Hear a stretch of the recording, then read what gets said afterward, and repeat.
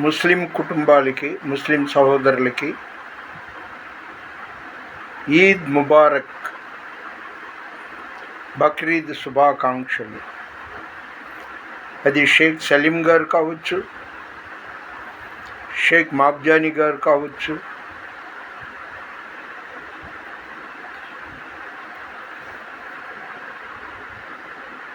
నయీం ఖాన్ కావచ్చు, చోటే, వీరందరినీ, ఇంకా నాకు తెలిసిన ప్రతి ముస్లింలకి ఈద్ ముబారక్, హ్యాపీ బక్రీద్. आज 20 पर 8 तारीख మే 2020 पर 6. ఏంటా ముస్లిం మాటలు మాట్లాడుతున్నారని నేను మనసులో ఎక్కడో నాకు అనిపిస్తుంటుంది. అబ్రహం గారు ముస్లిమ్స్కి మనకి తండ్రి అని, మొదట ఆయన ఇస్మాయిల్, హాగర్ ద్వారా ఇస్మాయిల్ని పుట్టాడని, ఇస్మాయిల్ పుట్టాడు కదా, అందుకని ఆ తర్వాతే కదా ఇస్మాయిల్ తర్వాతగా ఇస్సాకు పుట్టాడు. మనమంతా అన్నదమ్ములంగా మనసులో అనుకుంటా. వాళ్ళు సలాం అలైకుం అంటారు, సలాం షాలోం. వాళ్ళు అబ్రహం, మనం అబ్రహం, వాళ్ళు ఇబ్రహీం. మనం సాల్మన్, వాళ్ళు సులేమాన్. ఇలాగా కొన్ని మాటలు. సరే, విషయానికి వస్తాం. టుడే 28 మే 2026 దేవుని వాగ్దానం 2 తిమోతి చాప్టర్ 2:13 వర్డ్. మనము నమ్మదగని వారమైనను ఆయన నమ్మదగినవాడు. ఈ మాట చాలా నిదానంగా ఆలోచించుకోండి, ఎంత మంచి విలువైన మాట. మనము నమ్మదగని వారమైనను ఆయన నమ్మదగినవాడు. ఈ లోకంలో ధనవంతుడు, డబ్బు, స్థలం, పొలం, కారు అని సమస్తం ఉంది అనే వాళ్ళని ఉద్దేశించి బైబిల్ గ్రంథంలో మాట ఉంది. ఐశ్వర్యవంతుడు తనకు తానే జ్ఞాని.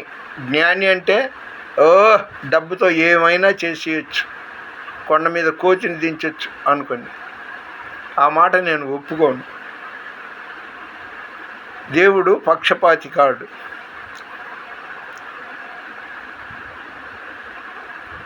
ధనవంతుడు పరలోకం చేరడం కంటే సూది బెజ్జంలో ఒంటె దూరడం తేలిక. సరే, మహాధనవంతుడు, బిజినెస్ మ్యాగ్నెట్ ఎవరు? మన